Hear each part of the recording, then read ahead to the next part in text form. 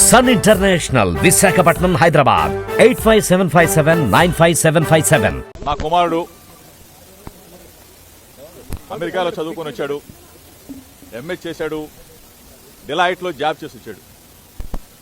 నా మీద కక్ష ఉంటే ఉండొచ్చు చంద్రబాబు నాయుడు గారికి, నా మీద కక్ష ఉంటే ఉండొచ్చు లోకేష్కి.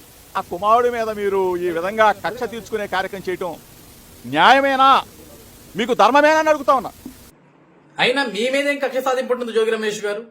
ప్రభుత్వానికి కానీ, చంద్రబాబు నాయుడు గారికి కానీ, లోకేష్ గారికి కానీ మీ మీదేం కక్ష సాధింపు ఉంటుంది చెప్పండి. మీరు ఎంత మృదు స్వభావి, ఎంత మంచోళ్ళు, ఎంత స్నేహశీలంగా ఉంటారు, ఎంత అద్భుతంగా మాట్లాడతారు. గతంలో మీరు మంత్రిగా పరిపాలించిన తీరు మేము చూశాం. గతంలో మీరు ఎమ్మెల్యేగా ఉన్నప్పుడు చంద్రబాబు నాయుడు గారిని ప్రశ్నించడానికి చంద్రబాబు నాయుడు ఇంటి మీదకి ఏ విధంగా వీరోచిత పోరాటం చేశారో మేము చూశాం. మీ పోరాటం చూశాం కదా. ఆ రోజు మీ నాయకుడు వైఎస్ జగన్మోహన్ రెడ్డి మీకు మంత్రి పదవిని కేటాయించింది. మీరు చాలా మంచి వాళ్ళండి. మీ మీద కక్ష సాధింపు మాకేముంటుందో చెప్పండి జోగి రమేష్ గారు.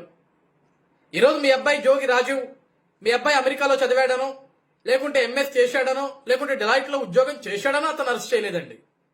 మీరు మంత్రిగా ఉన్నప్పుడు మీ పుత్రరత్నమైన జోగి రాజీవ్ ప్రభుత్వం ఏదైతే కొన్ని భూములు జప్తు చేసిండో, అగ్రిగోల్డ్ భూముల్ని, ఆ భూములు కొనుగోలు చేశాడు. అది ఎలా కొనుగోలు చేశావయ్యా రాజీవ్? నువ్వు కొనుగోలు చేసినప్పుడు మీ నాయన మంత్రి, కనీసం మీ నాయనకన్నా బుర్రాబుద్ధి ఉండాలి కదా. అసలు మీ నాన్నకు చెప్పి కొన్నావా, చెప్పి కొనలేదా ఆ భూముల్ని? కనీసం మీ నాన్నకు నువ్వు చెప్పి కొనుంటే ఆపాలి కదా. ఆపకుండా ఏ విధంగా నీతోటి భూములు కొనించి ఈ రోజు నిన్ను ఈ విధంగా జైలుకు పోయేలాగా చేశాడు అని అడిగేదానికి ఈ రోజు అధికారులు అరెస్ట్ చేశారు తప్ప మీ మీదనో, మీ అబ్బాయి మీదనో ప్రభుత్వానికి కక్ష సాధింపు ఏముంటుంది జోగి రమేష్ గారు? అసలు ప్రభుత్వాలు ఎక్కడైనా కక్ష సాధింపు రాజకీయాలు చేస్తాయా? 2019 నుంచి 2024 వరకు మీరు మంత్రిగా ఉన్నప్పుడు కానీ, మీ నాయకుడు ముఖ్యమంత్రిగా ఉన్నప్పుడు కానీ ఎక్కడైనా కక్ష సాధింపు రాజకీయాలు చేశారా? చెప్పండి. చట్టం తన పని తాను చేసుకుంటూ పోతుంది అని మీరు అదే చెప్పారు, మీ నాయకుడు అదే చెప్పాడు కదా. ఈ రోజు అదే చట్టం తన పని తాను చేసుకుంటూ పోతుంది. ఈ రోజు మీ అబ్బాయి జోగి రాజీవ్ అడ్డదారులో భూములు కొన్నాడు. ఎందుకు కొన్నాడు, ఏ విధంగా కొన్నాడు, అది మీ నాయనకు తెలిసి కొన్నాడా, తెలియక కొన్నాడు, ఇవన్నీ ప్రశ్నిస్తారు సార్. ఈ రోజు మీ కొడుకు చెప్పాడు అనుకో అధికారులకి, మా బాబే కొనమన్నాడు, మా నాయనే ఫోర్స్ చేశాడు అని అంటే నిన్ను కూడా తీసుకుపోతారు, నిన్ను కూడా అరెస్ట్ చేస్తారు. చట్టం తన పని తాను చేసుకుంటూ పోవాలి జోగి రమేష్ గారు. ఈ రోజు మీ మీద ఎటువంటి కక్ష సాధింపు చేయాల్సిన అవసరం ప్రభుత్వానికి లేదు. కాబట్టి మీరు తప్పుడు ఆరోపణలు చేయకూడదు జోగి రమేష్ గారు.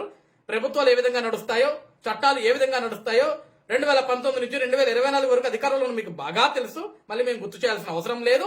కాబట్టి ఈ రోజు నేను ఒక గౌడ కులస్తుణ్ణి, ఒక బీసీ కులస్తుణ్ణి అని కులాన్ని అడ్డం పెట్టుకొని కుల రాజకీయాలు చేయడానికి ఒక నీచ సంస్కృతిని తీసుకురా. మాకు మీ అబ్బాయి భూములు దోచాడా, దోస్తే శిక్షించబడతాడు.